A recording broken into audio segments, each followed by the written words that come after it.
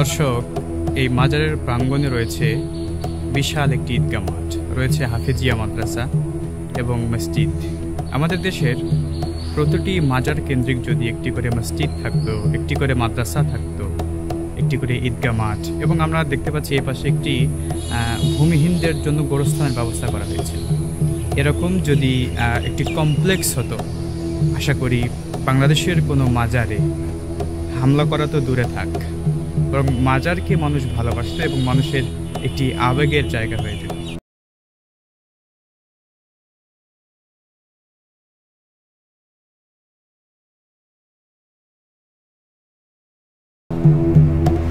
বিসমিল্লাহির রহমানির রহিম। প্রিয় দর্শক, আজ আপনাদের দেখানোর চেষ্টা করব বগুড়া জেলার শিবগঞ্জ উপজেলায় অবস্থিত হযরত শাহ সুলতান মাহি সাওয়ার বলখি রহমতুল্লাহ আলাইহের অন্যতম শিষ্য হযরত শাহে দেওয়ান রহমতুল্লাহ আলাই। ওনার মাজারটি শুধু একটি কবর কেন্দ্রিক নয়, বরং এর চারপাশে রয়েছে দ্বীনি প্রতিষ্ঠান। আজ আমরা পুরো মাজার কমপ্লেক্সটি ঘুরে ঘুরে দেখানোর চেষ্টা করব ইনশাআল্লাহ।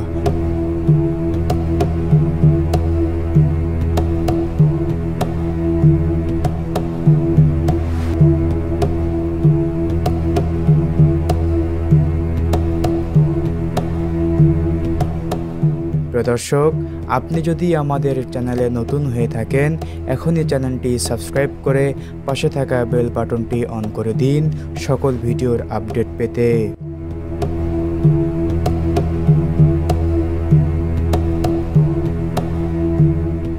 বগুড়া জেলার করতোয়া নদীর কোল ঘেঁষেই অবস্থিত শাহে দেওয়ান রহমতুল্লাহ আলাইহের মাকবারা শরীফ।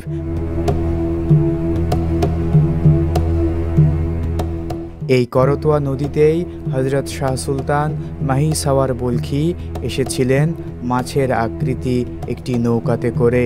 সেই করতোয়া নদীর পাশেই শুয়ে আছেন হযরত শাহে দেওয়ান রহমতুল্লাহ আলাই।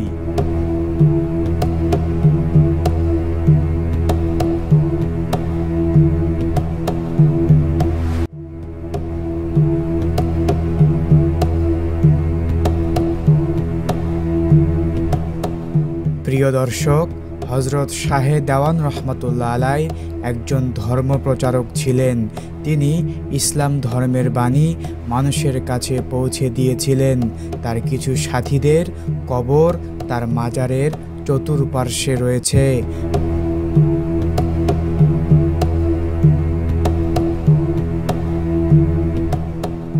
প্রিয় দর্শক, হযরত শাহে দেওয়ান রহমতুল্লাহ আলাইহের মাজারের চতুর্পার্শ্বে দ্বীনি প্রতিষ্ঠান থাকায় এই মাজারটি সম্পূর্ণ শিরক ও বিদআত মুক্ত। আমরা আপনাদের মাজারের ভিতরে প্রবেশ করে হুজুরের মাকবারাটি দেখানোর চেষ্টা করছি।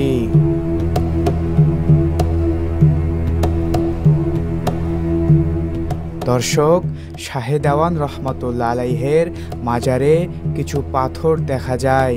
লোকেরা বলে থাকেন এই পাথরগুলো আসমান থেকে পড়েছে। মূলত এ কথার কোনো ভিত্তি নেই।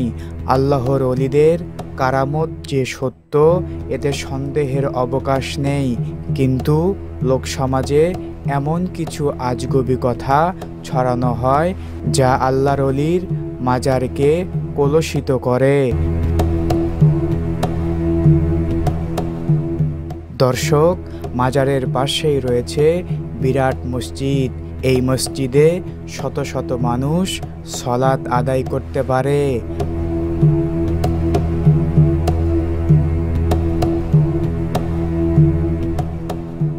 দর্শক, আপনারা দেখছেন মাজার প্রাঙ্গণে রয়েছে হাফেজিয়া মাদ্রাসা।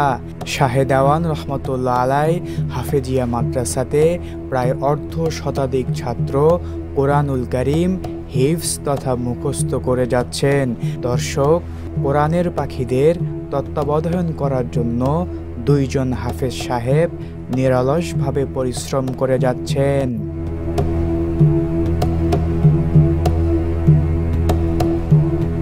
শাহে দেওয়ান রহমতুল্লাহ আলাই মাজারের সাথেই রয়েছে ঈদগাহ মাঠ, যেখানে প্রতি বছর ঈদের জামাত এবং মাদ্রাসা প্রাঙ্গণে বাৎসরিক ওরস মাহফিল অনুষ্ঠিত হয়ে থাকে।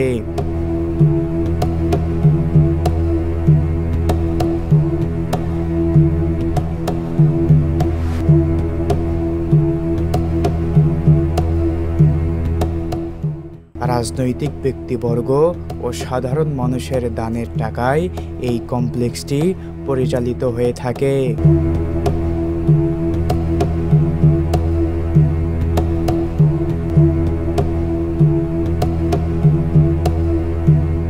দর্শক, হযরত শাহে দেওয়ান রহমতুল্লাহ আলাইহের মাজারে ভূমিহীন দুস্থ গরিবদের জন্য গোরস্থানের ব্যবস্থা রয়েছে।